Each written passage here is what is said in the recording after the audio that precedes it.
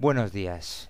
Vamos a hablar de un artículo que va a ser sobre las legiones hispanas.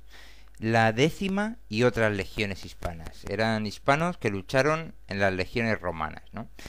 Pero vamos a hacer dos introducciones. Una que es la resistencia íbera a la ocupación romana en sus distintas formas, y luego una introducción también general sobre hispanos en las legiones romanas, y después ya iremos a unos artículos dedicados a la décima y otras legiones hispanas.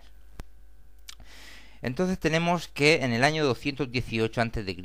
Escipión invade la península en la Segunda Guerra Púnica, y a partir de ahí ya se produce la invasión romana hasta el 19 a.C., que es cuando se pacifica más o menos la Cantabria, ¿no? Pues hasta en ese 200 años hay bastante resistencia, ¿no?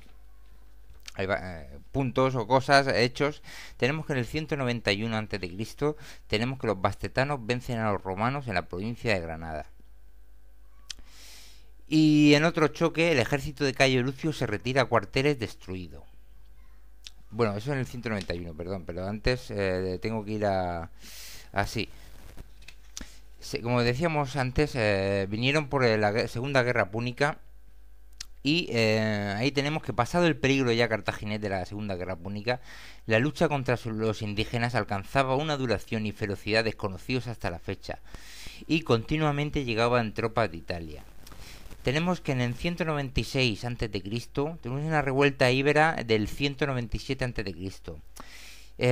Después del aniquilamiento del ejército de C. Sempronio y su muerte, se juntan, aquí ya en esta revuelta íbera se le aniquiló un ejército a C. Sempronio y murió él mismo. Y por esto se juntan dos pretores con 13.000 legionarios cada uno, ¿no? O 15.000, 13.000 o 15.000. Pero el Senado mandó un cónsul con 2.700 más y otros 13.000 que ya vienen en Hispania, ¿no? Esto después de la derrota de C. Sempronio en el 196-197, que ahí hay unos miles seguro. Y tenemos, por ejemplo, que en el 186 habían 40.000 legionarios para las dos provincias. En el 182 a.C., 45.000 legionarios. Y aquí los gobernantes en Italia, el plan de venir a Hispania a gobernar lo esquivaban por todos los medios las clases dirigentes de Roma, ¿no? Porque sabían que había muchas historias que hacer y muchas bajas también. Y dicen, los habitantes de Roma se habían hecho a la idea de que las guerras hispánicas eran endémicas. Y esto lo dice Livio en el año 196, sobre las cosas que pasan en el año 196. Orosio, otro escritor romano, dice: las guerras de los prétores Flaminio y Fulvio en 193 como muy duras y crueles. Bien. Luego dice Catón: las guerras hispánicas después de la retirada de los cartagineses fueron más feroces que antes, pues los indígenas luchaban por su libertad, ¿no? Bien. Y entonces ya seguimos. Por lo que decíamos antes, del año 191 a.C., esto ya es después de la rebelión esta del 197-96, tenemos que en el 191 los bastetanos vencen a los romanos en la provincia de Granada, y en otro choque más, esto ya es otra victoria más, y en otro choque más, el ejército de Cayo Lucio se retira a cuarteles destruido. Bien, la ocupación pone al límite la maquinaria legionaria. Cayo Admio pide a Roma más tropas al Senado urgentemente. Hispania era una preferencia romana. Recordemos que los romanos pues descubren que aquí hay varias minas por la zona de Cartagena, más al sur de España, más al norte, y vienen por las minas. La Jetser romana manda a sacrificar a su gente, a luchar a su gente por las minas fundamentalmente. No por el pescado, ni por el garum, ni tal. Inicialmente vienen, claro, en respuesta a que los púnicos también invaden esto. Bueno, Polibio dice: las conquistas de Hispania fueron las más grandes y costosas de la historia romana. El emperador Octavio Augusto dice: los hispanos, los primeros en ser invadidos y los últimos en ser conquistados. Hablamos de estos 200 años de guerra que estamos hablando ahora mismo, ¿no? En el 191 también, otro ejército lusitano masacra a 1.000 romanos en la provincia de Granada, y esta derrota es vengada por tropas auxiliares romanas, que creo que eran hispanos. Bien. Después tenemos, en el 180, un ejército celtíbero tiene una batalla grande con las legiones en el Moncayo, ¿no? Los imperiales sufren muchas bajas y entonces los celtíberos son nombrados amigos de Roma. Esto en el 180 a.C. Bien. Después tenemos en el 174. Después tenemos el descontexto de algunas tribus provoca enfrentamientos. Roma atrae todavía 8.000 infantes más y 5.000 jinetes. Y hasta el año 175 a.C. se contabilizan 6.000 muertos en los dos bandos, ¿no? Estamos hablando de 180 a la 175 a.C. 174. Mandan otros 7.000 infantes los romanos a la península. Luego en el 170, otra dura campaña la califican. Luego en el 163 se producen varias batallas hasta el 163 en los que bacceos, lusitanos y betones llegan hasta Valencia y entran en Valencia.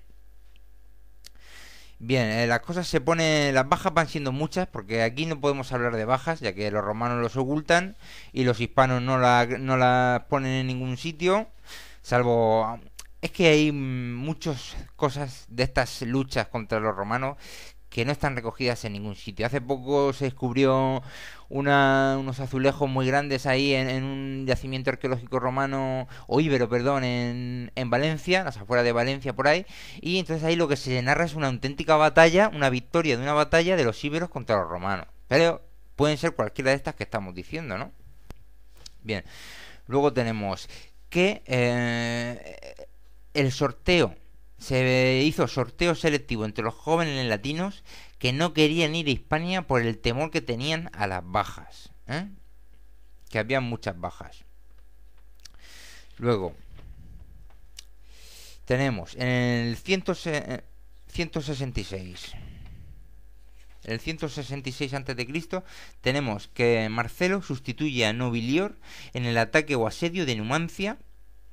Que bueno, que este va desde hasta el 133 a.C. están también con el tema de Numancia. Bueno, pues viene el Marcelo, viene de derrotar a los galos y ligures en varias campañas y viene con 8.000 infantes y 500 jinetes. O 800 infantes, perdón, y 500 jinetes. No sé si será 8.000. Se piden más hombres al Senado, pero los reclutamientos eran muy lentos por la reticencia de los jóvenes italianos a ir a Iberia, porque tenían fama de peligrosas, ¿no? Entonces van siendo lentos. Luego, después de Marcelo viene Lúculo, el general Lúculo, toma Coca y allí los matan a todos, los habitantes y los viejos, unos 3.000, incluidos ancianos. Bien, después hay diversos movimientos. Viene el invierno y los romanos se retiran al sur. Numancia se va a preparar para resistir 11 años rodeada por 40.000 legionarios romanos.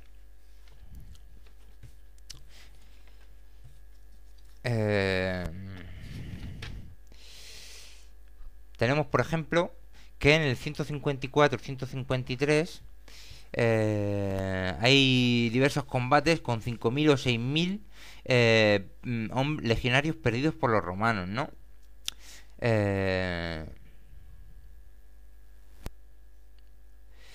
En el caso de cerca de Numancia tenemos que los lusitanos y los celtas juntan un ejército, y los celtíberos juntan un ejército de 20.000 infantes y 5.000 jinetes, que finalmente son derrotados por Mumio, que recibió un triunfo. Bien, luego tenemos que en el 143 a.C. un ejército de 40.000 romanos vence al ejército arébaco, pero no puede someter las ciudades de Numancia y Termancia. Después, Quinto Pompeyo con 30.000 no puede ni con Numancia ni con Termancia. Quinto Pompeyo no puede regresando a Valencia para el invierno. Luego, otra campaña siguiente, el año siguiente, construyen muchos fuertes alrededor de Numancia. No se puede y se retiran otra vez a Valencia para el invierno. Bien, el Senado cansado trae otro general. El siguiente será Pompilio Lenas. No puede, dura un año. Le sigue Cayo Hostilio, pero los cántabros y bacceos se habían aliado y bajan y en Torre Tartajo los romanos son aniquilados, miles de muertos, y los supervivientes, cientos, aceptan pasar bajo un yugo, incluyendo a Cayo Hostilio, para volver a Roma. Esto fue en el 137 a.C.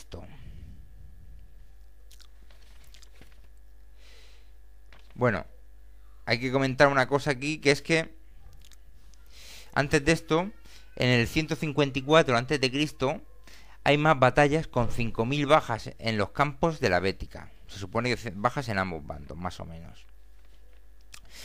Y algo pasa en el 153 a.C., hay una batalla el 25 de agosto, que los celtíberos vencieron y masacraron a los romanos en Ocilis. Hoy en día es Medinaceli. Ese día, ¿por qué ese día fue grabado en los calendarios romanos para que los romanos no combatiesen nunca más en su historia en los años futuros en ese día? ¿Qué batalla pasaría ahí? Que no hemos conseguido encontrar esos datos, solo esta referencia. Eso en el 153. Y tenemos además que en el 153 30.000 nuevos legionarios desembarcan en Hispania, ¿eh? Que puede ser una reacción a esto o puede tener algo que ver con esto. Bueno, luego tenemos que en el 150 se produce la traición de pacto de rendición de Galba a los lusitanos, de la que escapará Viriato, ¿no? Viriato, bien. Entonces ya hemos visto aquí que tenemos pues por lo menos 5 o 6 batallas gordas con derrotas romanas. No podemos hablar de muertos, pero está claro que muchísimo, porque los romanos se dan cuenta de que en Hispania hay muchas bajas y por eso no quieren reclutarse. Bueno, luego tenemos que después de Cayo Hostilio y su derrota en 137 a.C., el siguiente sería Emilio Lépido, con varios ataques por la zona y Galicia, pero se retira diezmado. Luego, otro más. El siguiente sería Escipión, con 5.000 legionarios más, aparte de los decenas de miles que ya existían. Habían como 40.000, ¿no? Y este todavía trajo 5.000 más. Y ya este cierra el cerco totalmente con una muralla y 60.000 soldados en 7 grandes campamentos, ¿eh? Y esto es solamente pues para encerrar a los numantinos, ¿eh? Que no serían más que 10.000 o menos, seguramente, ¿no?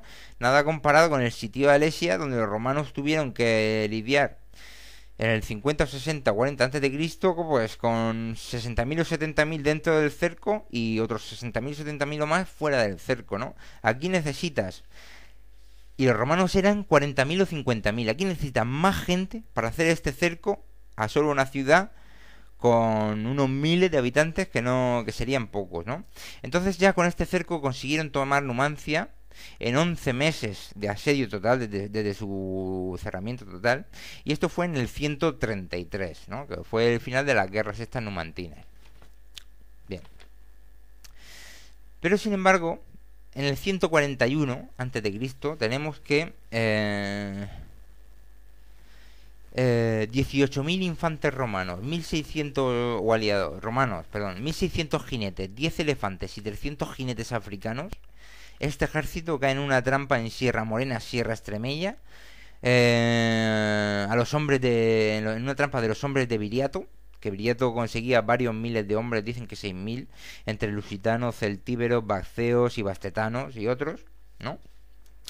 Y mataron a 4.000 legionarios, ¿no? Luego después los supervivientes se reforzaron con otros 5.000, algunos de ellos celtíberos, y esta ofensiva, de nuevo una ofensiva que terminó en desastre, y se fueron a Cartaya, por la zona de Gibraltar, del estrecho, y ahí se quedaron. Bueno, hay varias historias con Viriato. Como decimos, para encontrar más cosas sobre Viriato y las guerras, pueden ir a Wikipedia. Yo aquí solo digo pues cosas básicas para ver lo que es la resistencia que hubo en general, ¿no? Después de estos meses, después Viriato vuelve a encajonar a todo un ejército consular, que podían ser seguramente 20 o 40.000 hombres, mínimo 20.000 hombres. Consular me parece que era doble, ¿no? Que podía llevar el permiso de dos cantidades y tal. Y por eso digo que puede ser 20 o 40.000 hombres, ¿no? y fue encajonado de nuevo en una zona y se les perdona la vida a cambio de una paz justa, ¿no? Y dice algún autor que esta podía haber sido la derrota más grande de Roma en toda su historia, ¿no? Y se les perdonó, ¿no? Pues esto sería una nueva derrota grande, ¿no? Ya llevamos 6 o 7 derrotas de los romanos y no tenemos ni idea de las bajas, claro, ¿no? Y como siempre los romanos, ellos, sus historiadores, a exagerar las bajas de los hispanos, como ha hecho Julio César en muchas otras cosas. Bueno, después, por esta paz justa que buscó Viriato, fue nombrado amigo de Roma, ¿no? Pero el año siguiente, en el 140 a.C., los romanos traicionan este pacto de paz y Viriato es asesinado en una traición, ¿no? Luego tenemos que Táutalos, sucesor de Viriato, es vencido en Cartago Nova después de arrasar la Bética, ¿no? Y a partir de este momento, 140 para más adelante, se tienen 40 años más de luchas en norte y centro peninsular. O sea, una cantidad de cosas que pueden haber ahí que no tenemos ni idea. Bien, después tenemos que del 99 al 54 a.C., en la zona del Bajo Ebro hay guerrillas con 4.000 muertos en los dos bandos, ¿no? Después tenemos que del 91 al 89 a.C., las tropas hispanas de caballería vencen en Ascoli, que se ve que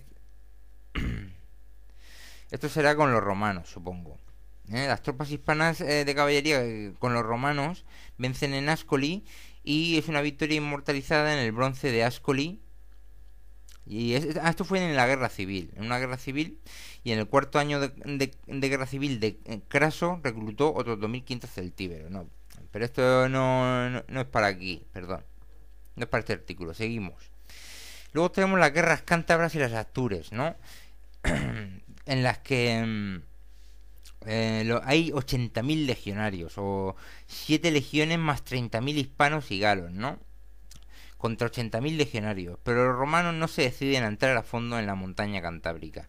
En el 26 viene el emperador en persona, Octavio Augusto, hay guerrillas, la primera Augusta, esta legión pierde el águila imperial en combate, más guerrillas, asedios, en el 24 a.C.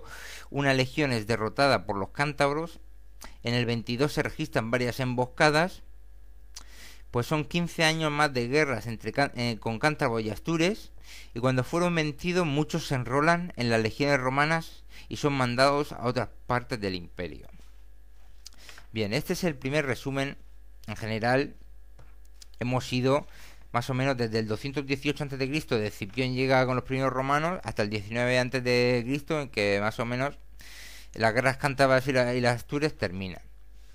Ahora vamos a hacer otra introducción sobre luchadores hispanos en las legiones romanas. Una pequeña introducción antes de ir al grueso del artículo, que va a ser sobre la 10ª de Julio César y otras legiones hispanas, que son muchas aventuras. Primero tenemos que decir que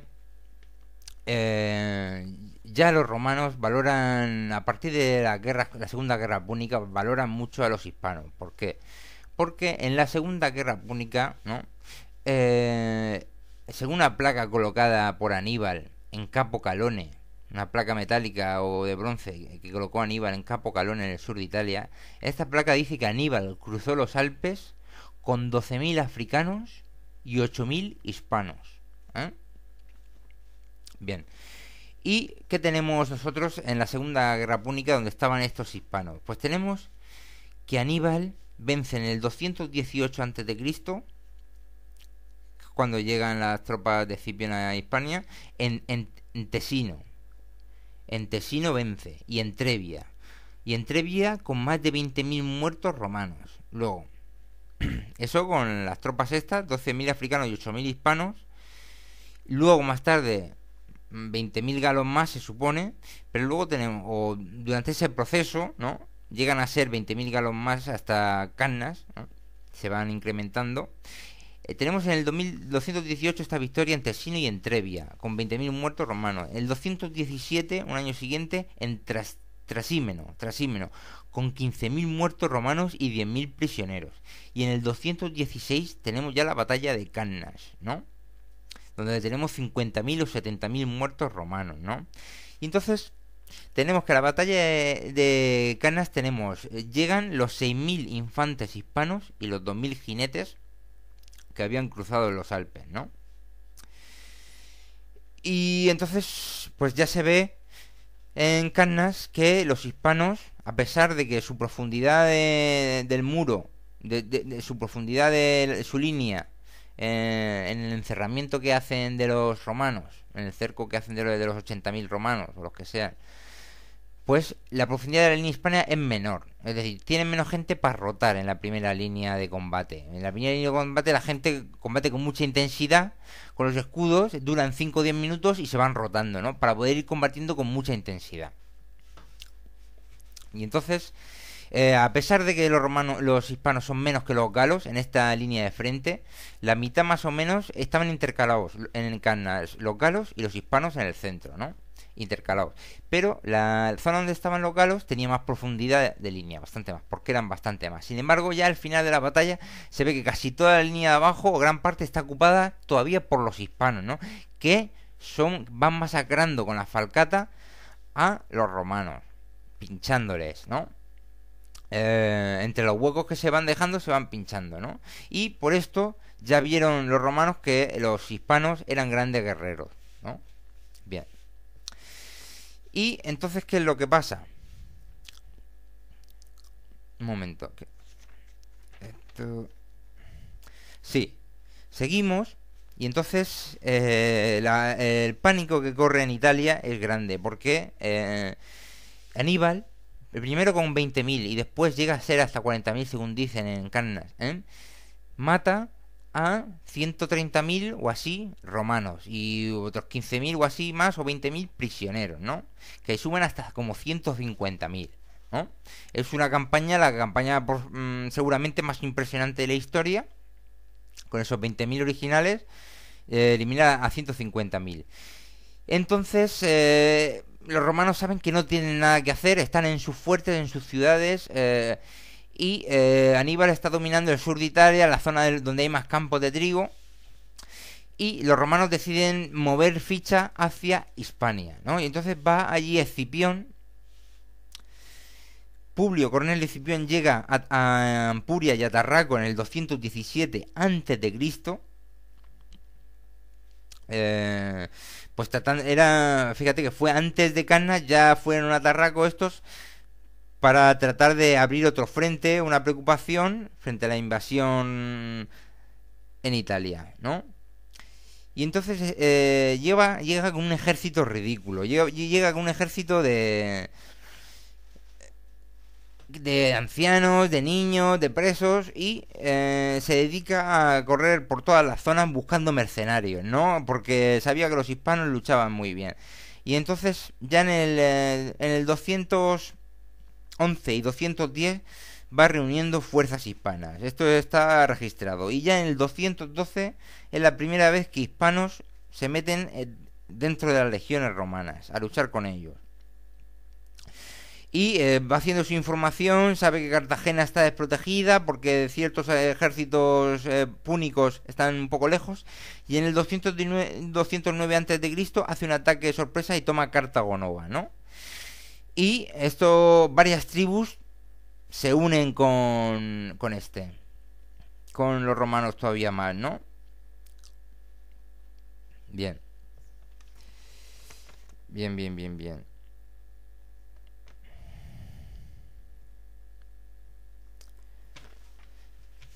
Momento.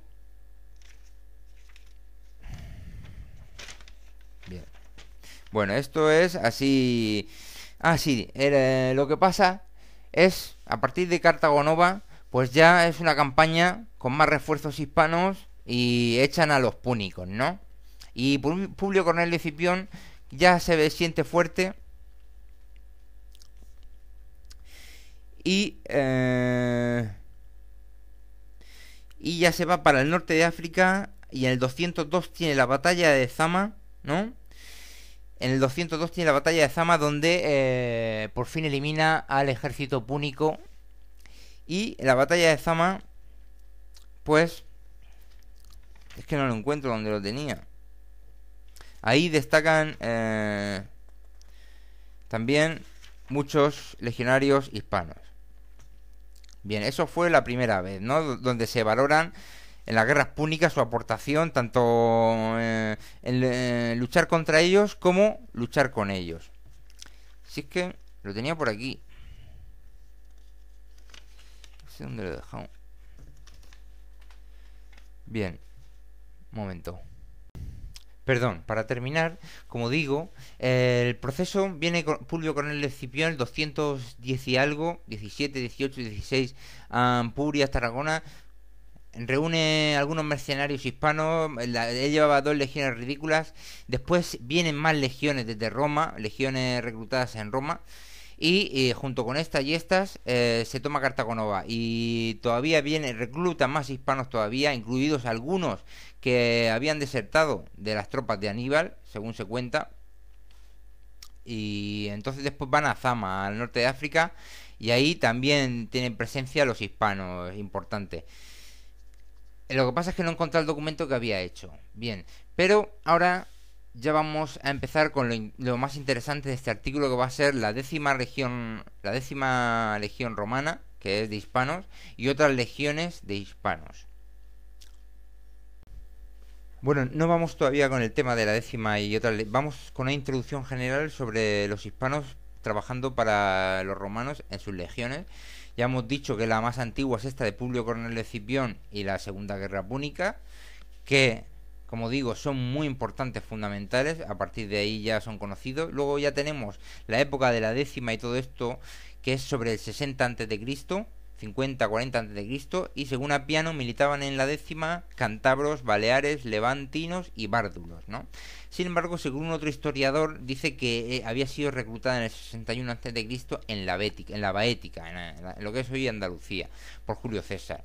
Bien, luego tenemos ya otros hechos que son más adelante, en el 54-68 después de Cristo, en la época de Nerón, tenemos que Boudica es derrotada por 4 legiones, con 8 cohortes ibéricas. Bien.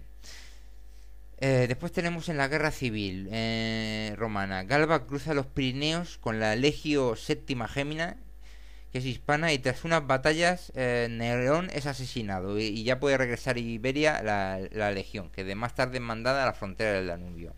Después con Vespasiano, fue un gran impulsor del reclutamiento en Hispania, con el edicto de latinidad para todos los hispanos. Fue el que hizo el edicto de latinidad. Bien, es más que probable que en la conquista de Palestina y destrucción de Jerusalén y su templo en el año 70 por Tito, hijo de Vespasiano, participaran legionarios hispanos. Bien, en total con Vespasiano 70 cohortes de hispanos. 70 cohortes, que una cohorte era 400, 500, 600 hombres. Y rondaba un enrolamiento de 7.000 anuales. Después, con Trajano, incorporará miles de íberos a la guerra en Dacia, en la zona del Danubio, en el 101-106 después de Cristo. Después, Adriano viene en el 122-23 después de Cristo a pedir soldados para la campaña de Mauritania y Britania.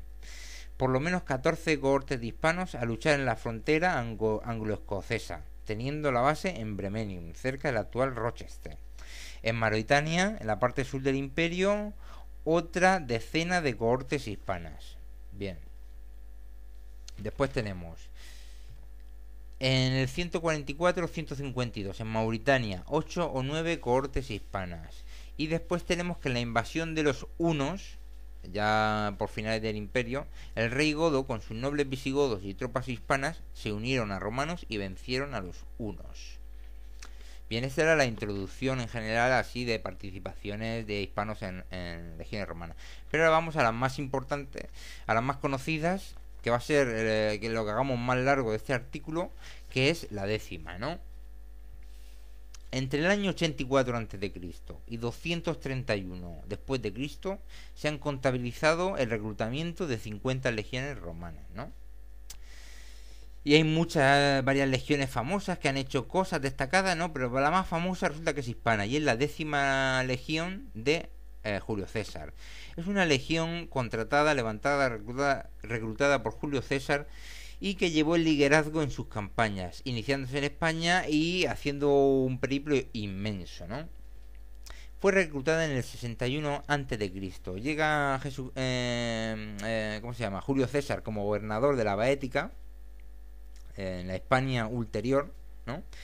Y habiendo sido ya en el 69 a.C. ya administrador financiero Julio César de esta provincia, ¿no?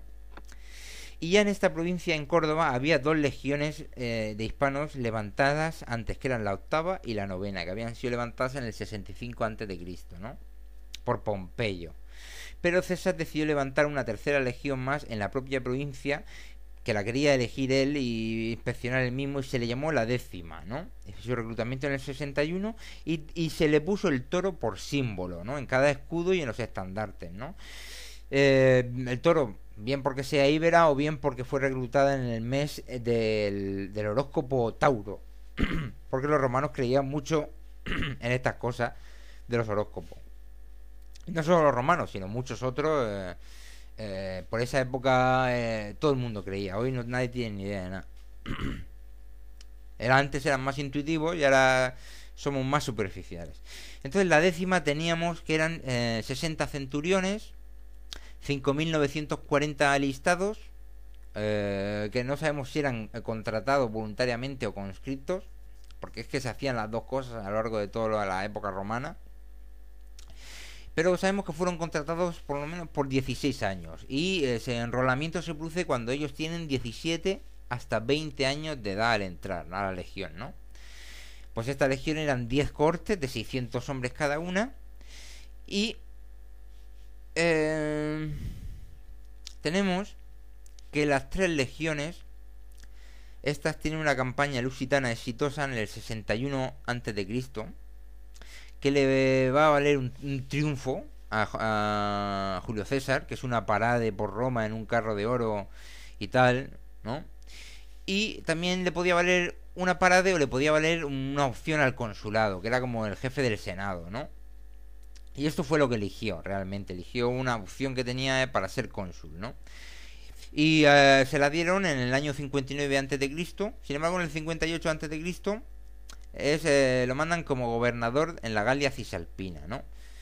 Y sin embargo muere el gobernador de la Galia Transalpina y mandan a Julio César, que va con la décima, ¿no? Y van también la séptima, la octava y la novena, ¿no? Que son también hispanas todas. La séptima, octava y la novena, y van con la décima, son también hispanas. Y van cerca de los Alpes, en la parte italiana, ¿no? Entonces aquí ya se producen las primeras historias. Los helvéticos quieren invadir el sur de Galia. Julio César, con la décima, destroza el puente del río Ron en Ginebra y construye un muro de 16 pies de alto y 18 millas de largo, ¿no? Rechazando a los helvéticos durante semanas, ¿no?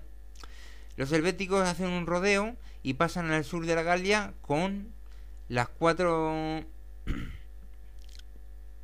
contra las 4 legiones y 2 más que han sido levantadas en Italia, que serían unos 40.000 hombres. Deciden ir a Bribacte a asegurarse el grano, y los helvecios, los romanos deciden ir a Bribacte a asegurarse el grano, y los helvecios les siguen. Van los 4.000 jinetes romanos a hacer frente a la vanguardia helvética de jinetes. Sitúa las 4 legiones hispanas en la subida de la colina y las otras 2 en lo alto de la colina con los auxiliares, porque tenía poca fe en ellos. Más tarde se encontraron documentos en griego en que los helvéticos hacían cuentas de la migración que estaban haciendo y eran 368.000 habitantes que estaban migrando, ¿no? Sin embargo, los helvéticos se retiran y dicen que 130.000, y los romanos se llevan el botín, incluidos hijos de la nobleza y tal, ¿no? Entonces, ¿qué es lo que pasa? Que los helvéticos le dicen a Julio César que los germanos han invadido el norte de la Galia y les empujan a ellos, los germanos, y entonces los romanos van a buscar a los germanos estos que le están empujando a los suizos, a los helvéticos, ¿no? Y se encuentran fuera de Besançon. Julio César va a parlamentar y escoge gente de la décima para guardaespaldas, ¿no? Entonces aquí ya hemos visto un choque muy fuerte con los helvéticos, y aunque no estamos hablando de batallas, seguro que han habido batallas. La cuestión es que los helvéticos querían meterse para abajo y los romanos no les dejaron. Y ahora van a buscar a los germanos.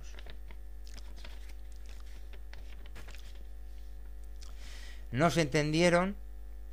Los germanos no querían batalla total antes de la luna nueva, porque también creían en todas estas cosas de los horóscopos. No querían batalla total antes de la luna nueva los germanos. Esto lo sabe por prisioneros. Así que Julio César decide buscar a los germanos antes de la luna nueva para que no ellos tengan miedo, ¿no? Y atacaron el campamento germano a 15 millas del Rin. Y además iban a llegar más refuerzos para los germanos, los suevi, en cierto tiempo. Los germanos salieron y formaron para batalla, los romanos en 3 líneas, con la décima en el extremo derecho, que yo lo consideraba los mejores. Ellos, los romanos, su punto fuerte lo ponían en algún sitio, en algún ángulo, en alguna ala, ¿no? Y a partir de ahí el resto. Y confiaban en que los más fuertes echasen la retirada de los otros, se pusiera la desbandada y después matanza. Así más o menos como que combatían frente a frente, ¿no? Puso la décima en el extremo derecho. Y pronto el lado izquierdo germano decayó, pero el lado derecho germano avanzó. Julio César mandó la tercera línea en apoyo del flanco izquierdo y los germanos se retiran y los persiguen. De nuevo conquistan el campamento enemigo con las esposas e hijas de la nobleza y prisioneros, ¿no? O sea, una segunda victoria frente a un número mayor de enemigos, en este caso los germanos. Bien, luego Julio César está en el nordeste del país, en la zona de las Ardenas, contra 260.000 de las tribus belgas, pero fue sometiendo una a una hasta los Nervi en Bélgica central y otras que estaban aliados de los Nervi. Julio César va con 6 legiones, la séptima, la octava, la novena, la décima hispanas y la 11 y la 12 italianas, y 2 nuevas del norte de Italia, la 13 y la 14. Según Julio César, 60.000 hombres de tribu en el río Sambre. La caballería romana se retiró y los belgas se disponen a cruzar el río. A la izquierda de los romanos la décima y la novena, y a la derecha la séptima y la duodécima, y la décima y la novena hacen retirarse al flanco enemigo, cruzan el río y llegan al campamento belga. Sin embargo, la séptima y la duodécima son rodeadas por los belgas. Estas dos estaban en la derecha, son rodeadas por los belgas. Visto esto, los jinetes aliados de Roma, los Trevere, que estaban en la retaguardia, abandonan la batalla dando a los romanos por perdidos.